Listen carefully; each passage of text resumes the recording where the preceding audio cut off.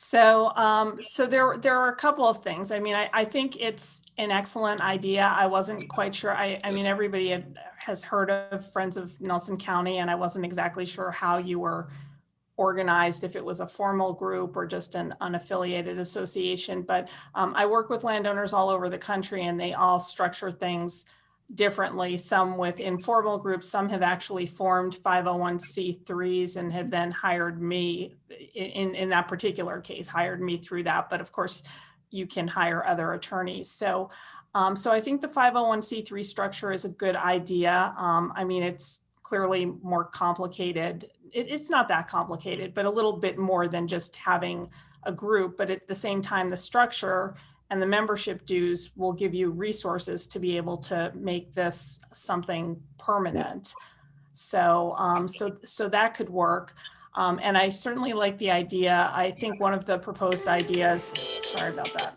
One of the proposed ideas was to, bring in a panel of attorneys and have landowners interview them. I think that's an extraordinary idea because it can be very intimidating. And even when I have to hire an attorney, it can be intimidating to call somebody's office. Then you don't know if they're going to talk to you. Do you have to make an appointment? And just bringing them in and giving people access to them and letting them see, which one they prefer, because a lot of times as with any relationship, working with an attorney is a personality issue. Some people like to work with me, some people can't stand me. I mean, it's you want to find somebody who you can work with, who's going to take an approach that you like, but also just who you have a rapport with. So having an opportunity to speak to these attorneys, I think, is a really great idea. I think that with the representation, I think sometimes you might be able to find somebody who can represent sort of the 501c3 as a whole. I mean, what I often do in the FERC, this works in the FERC process, not in eminent domain, obviously, which is individual representation. But what I've often done with groups in the FERC process is I will intervene on behalf of both the organization that they put together, like the Stop the Pipeline or people opposed to compressor station. I'll file on behalf of the organization and the individuals and each member individually. And so what that does is it preserves the ability of somebody who may decide to take a different direction and break off from the group later on. It still protects their ability to do that. And it can help, I know you asked a question about conflicts, and so it can also help deal with conflicts, because if there are a couple of people in the group who wants to take a different approach, or where there's a conflict in approaches, by having intervened on behalf of everybody plus the individuals, again, it makes it easy for them to break off. So I think with something like conflicts, I mean, they can always arise in any representation scenario, and you don't always know up front. And so what you want to do is just allow yourself loopholes in case one does arise.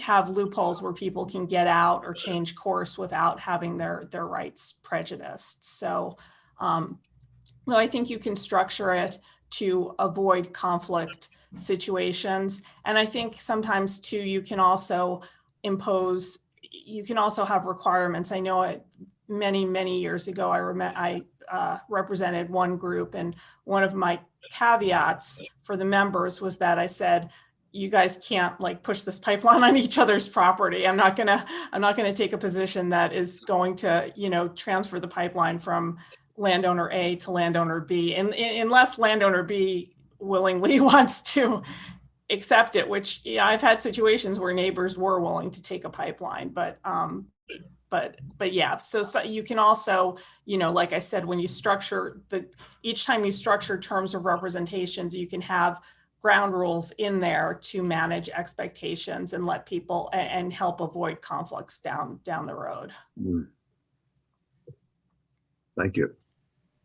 Yeah, so I hope that you will be able to work on that, because I think it's very important. I mean, one of the reasons why I started doing this work, or why I fell into this work, is because there are a lot of organizations that represented environmental interests who do an outstanding job. And there are these pipelines have significant environmental impacts, but the impacts to landowners and property is it has environmental repercussions, but it also has financial and economic and consequences. And it's like a personal assault and it's very different nature than an environmental impact. And, you know, when I started doing this work, there weren't a lot of people representing landowners who wanted to actively oppose the project. They could certainly, there were certainly attorneys who would represent them in the eminent domain, but not landowners who wanted to try to oppose it before it got to eminent domain. And is it more efficient if you're representing the group as well as the individuals at the same time? Some of the matters could be handled as a group, and then other particular matters as an individual. Yes, that's exactly right. And the group can often pursue issues jointly that an individual landowner might not have the resources to pursue. I mean, even in terms of, you know, some of the things that happen at FERC, like commenting on an environmental impact statement, which can be an enormous task, or as you suggested, maybe pursuing certain legal issues like the legality of surveys or constitutionality of eminent domain in certain circumstances. It's very difficult to find individual landowners who can bear those costs. And it's really important to litigate those issues because otherwise they don't get resolved. I mean, win or lose, at least you clarify the law. So yeah, so I think doing that approach is something that is also a way to get these questions resolved without having any individual bear the burden. So what I'm suggesting then is sort of fits the norm, and it's not that unusual. I think it's different. Like I said, with some of the groups I've worked with, I mean, first of all, they've been much smaller, and they have really just come together for a specific project. For what you're suggesting, I think is more evergreen, a group, an entity that would be put together that would participate over and over again in pipeline cases as they arise. And I think that's a little bit more unique. I mean, often some of these groups stay together or wind up, you know, working on other projects, but I think the longevity of it and also I think your group is a little bit more ambitious in terms of being very proactive about identifying issues to litigate. And usually with the groups who come to me, they've kind of come together at the last minute because the pipeline's coming through or the compressor station's coming through, and then we just have to kind of scramble. It's more like working triage. So I think what you have in mind is more proactive and really can accomplish more. So I think it's a couple of notches ahead of what I've seen in previous organizations. Thank you. Could you talk about why intervention in the FERC certificate proceeding by landowners is so important? I know you have a video on this, but I'm interested in you're summarizing why that's an important issue for landowners to consider. Sure. So what many landowners don't realize is that the FERC proceeding at one level is a formal legal process with legal consequences for individuals' rights. And I know that FERC tries very hard to make it seem like a user-friendly, interactive process. I mean, sometimes even the pipelines try to do that. They have the open house, which sounds very informal and everybody's here to talk. And what people don't realize is that they're sitting on their rights when they engage in that and don't take steps to protect themselves. So because the FERC, like I said before, because the FERC process has legal consequences, landowners need to be able to protect their rights. And the way that they can do that, the only way they can do that in the FERC process is to do what's called filing an intervention. An intervention makes you a formal party to the proceeding. So you have a stake in that case as much as the pipeline, which is also a party to the proceeding. So that's the first thing that's very important about intervening. And once you intervene, it entitles you to receive, all of the filings that are made in the case. And the second thing is that when you intervene, it allows you to raise challenges to the project later on. And you may feel like, you know, there could even be circumstances where you're not sure if you're going to be impacted or how greatly you'll be impacted. But if you don't intervene, you kind of waive the ability to do that. So, you know, if the project is approved and you want to challenge anything from a reroute, you know, if it's going like straight through the middle of your field, you say you don't like it, so you don't want it at all, but at least you want to be able to say, look, in a worst case scenario, if you're going to build this darn thing, put it in the road. You don't need it to put it right through my cow pasture. It allows you to say that too. I mean, and it allows you to also, you know, in a worst case scenario, bring the case to court and bring a challenge in court to the action. But if you don't file that intervention, you're out of luck on all of it. So that's why it's just really important. And it's so easy to file what's called a dockless intervention, which is just like you can fill out a form at the FERC website. You can do it, you know, more extensively, but just anything just to kind of stick your foot into the proceeding. And also, could you explain what a tolling order is? Because that's something that was So, you know, something that came up frequently, but nobody knew what they were talking about. Yeah, so this is one area of law that has really changed so much over the past year and a half. So essentially, once a pipeline project goes through the whole FERC process and the pipeline is approved, people actually need to file a rehearing request. If you want to take the case to court, one of the mandatory prerequisites is that you have to file a rehearing request. The legal phrase is you have to exhaust your remedies. And it's something that you can't get around. The statute, the law requires it, so you can't get around it. So people will file rehearing requests. And what the Natural Gas Act says in the law itself is FERC, when you get rehearing requests, you have to act on them in 30 days.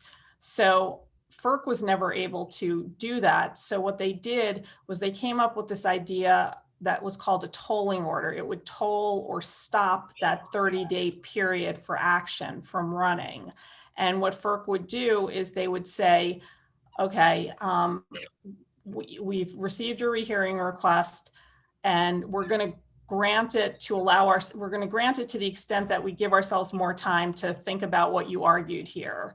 And that would be enough to stop that clock.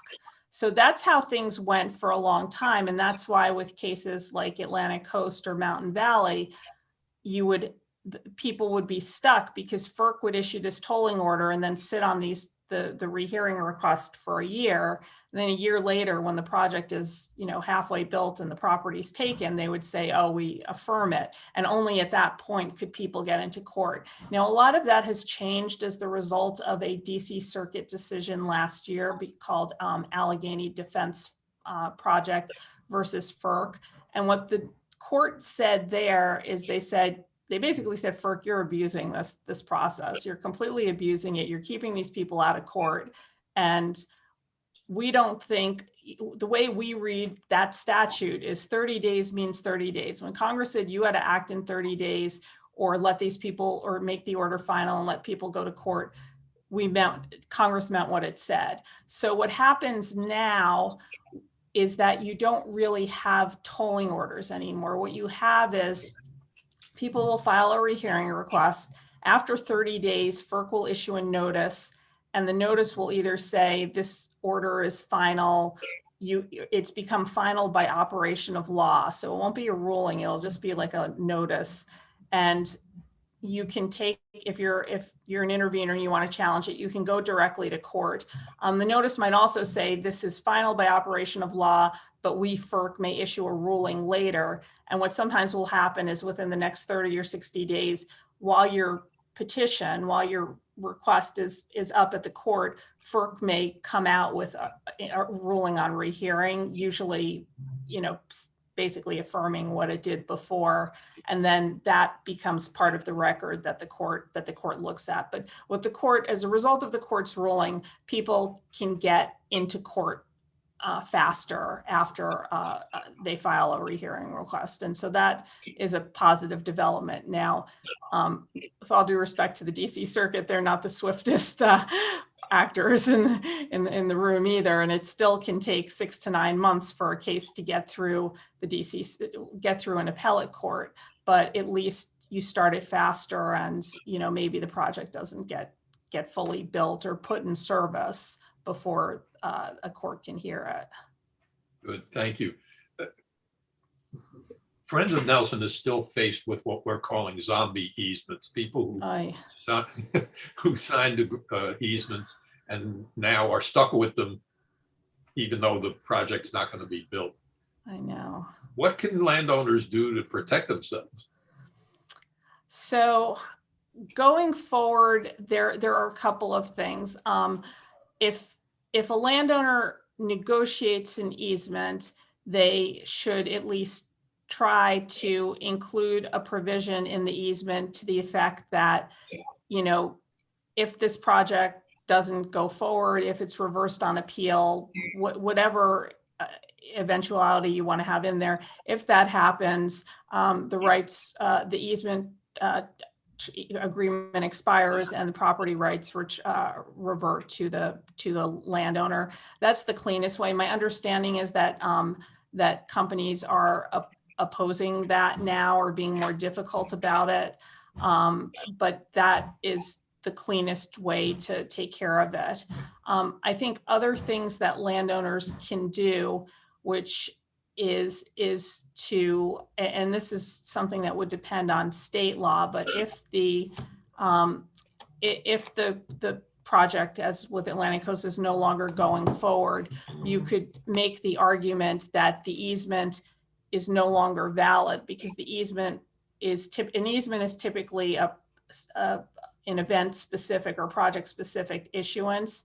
So because the easement was issued for a pipeline that doesn't exist anymore, the underlying purpose of the easement no longer exists. And I think you could ask a court to invalidate it, or to issue a ruling saying it's no longer valid. I mean, that would require a landowner to retain an attorney and go to court, because because it's so state specific, and I don't practice in Virginia, like I couldn't even give more detail on that. So for a landowner to do it on their own, it would be impossible. I know that many landowners for Atlantic Coast have filed at FERC to see if FERC can somehow get involved or provide guidance. And I think that's an approach that's worth taking too, to see, the extent to which FERC can maybe put some pressure on the companies to voluntarily surrender these easements.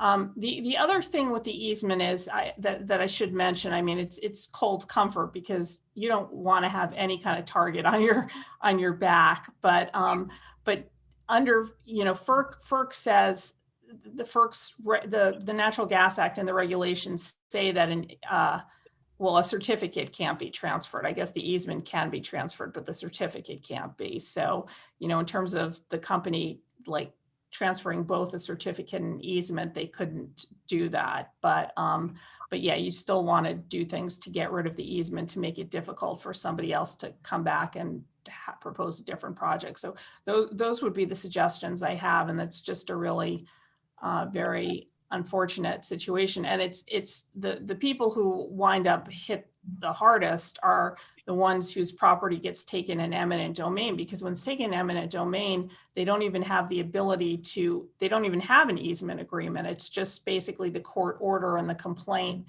that define what the rights are. And so they haven't even had the chance to negotiate for some sort of an exit clause. But yeah, that's a terrible situation. And that would be something for your group. I mean, that would be an ideal situation for your group to find an attorney who could, bring some test cases under one or two of the easements and see if they could be voided, and then have that precedent apply to the other ones. The people that have the pipeline going through their front line, but not on their property, they can see it, they're affected by it, everything disturbs them as much as the property that the pipeline is on, but they seem to have no rights whatsoever. in this whole process? Is there anything they can do? You know, that's something that's so troubling to me. It's bad enough with a pipeline. It's worse with a compressor station. I've had the most heartbreaking stories, clients who live 400 feet from a compressor station, but they're not on the property. They can see this huge, ugly, disgusting, toxic pollutant spewing monstrosity, and their homes have depreciated in value, and there's no cause of action. I mean, I think certainly one thing, you know, one solution, but it's not necessarily through FERC, but is to, you know, for stricter siting laws. I mean, you shouldn't be able to put a pipeline or a compressor station, you know, a few hundred feet from somebody's house. It's unconscionable. But you know, in terms of things like blast zone and, you know, things like that, I'm not sure what the solution will be. You know, if it's off your property, but you're still in the blast zone. It's so far there's really nothing in the law. I think the law would have to be changed to address siting, or, you know, and again, these people who are within the blast zone or who are close to a pipeline or even within the community still have the ability to challenge it. But yeah, if the challenge doesn't work out, you know, there's no ability for them to get compensated. And that's a really good question. And it's a terrible situation. They can't sign up as an intervener. They have Oh, no. they absolutely can be an intervener. You don't. Oh, Yeah, I mean, yeah, they can certainly sign up as an intervener, and they could argue. I mean, they're still suffering from the visual aesthetic impacts. They may be in the blast zone, so there may be safety issues. Even, you know, many times if it's in the community, and let's say you're accustomed to driving by a beautiful wooded area and, you know, going hiking there once a week, and all of a sudden there's this big massive pipeline there. I mean, that's all enough to show that you have been impacted. So they could definitely intervene. Depending on the proximity and the potential impact, they might not be able to it might not be enough to establish standing in a court. It's definitely enough to intervene at FERC. But, you know, if you live in a community that's getting a pipeline and you're a mile from the pipeline, chances are if you wanted to challenge it in the court, at that point, it would be a little more difficult unless you could show how it's impacting your everyday life. thank you.